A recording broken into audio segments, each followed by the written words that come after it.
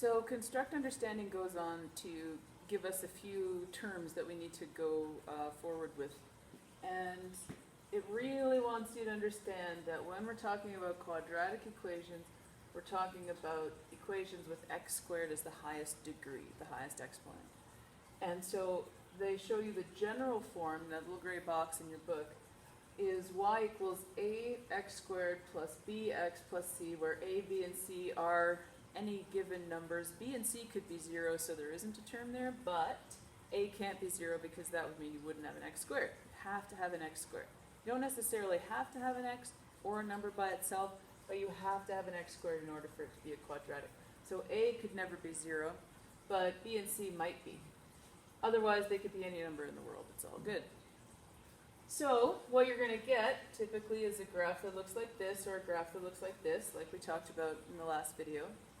And I called them bowls, but your book likes to be fancy and they call them parabolas. See, there's still a bowl in there, but they're called parabolas. So this one, as we learned last time, is opening up, so this is a positive x squared. And this one is opening down, so that is negative x squared. So we could just label that. This one opens up, this one opens down. There's a few other things. You'll note that there's a dotted line that goes right through the middle of each of those. And if my drawing was perfect, you'd notice that it's actually symmetrical on either side. So if you were to spin this thing in a 3D kind of way, it would just right around this middle axis. It would spin on the axis and it would be the same on either side. It's called the axis of symmetry. So this dotted line that goes right down the middle is the axis of symmetry. And it will have an x equals format. So x equals whatever this number is. So when they ask you for the equation of the axis of symmetry, it sounds super complicated. They're like, oh no, I have to find an equation. But all they're talking about is x equals what?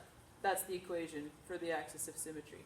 So for this one, if this was 4, for example, so I'm just going to say, this is 4, then my equation for the axis of symmetry would be x equals 4.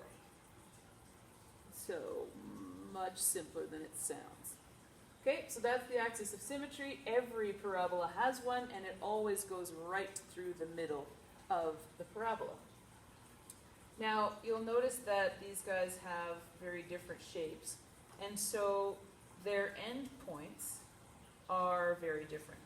So this one, the endpoint of this graph would be right there, and it's what we call a minimum, because it goes down,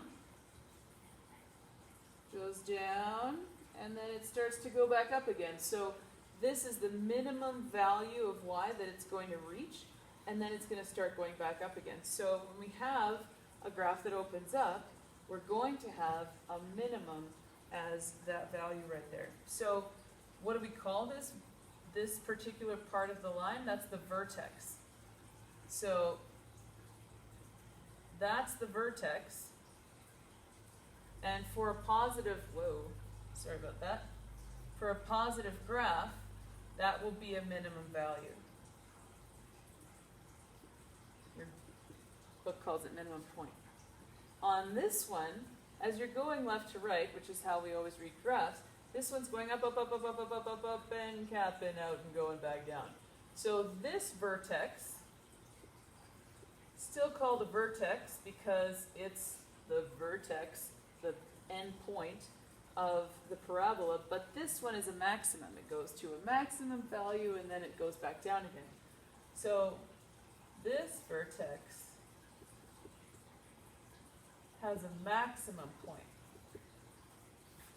So yeah, if we have a graph that opens down, it's going to have a maximum point at its vertex, which, as you noticed, follows the line of symmetry, the axis of symmetry. And if it opens up, it's going to have a minimum point at its vertex, which is also at the axis of symmetry. Those are a whole bunch of fun new terms for us, but that's pretty much as complicated as it gets for most of this stuff, so not so bad.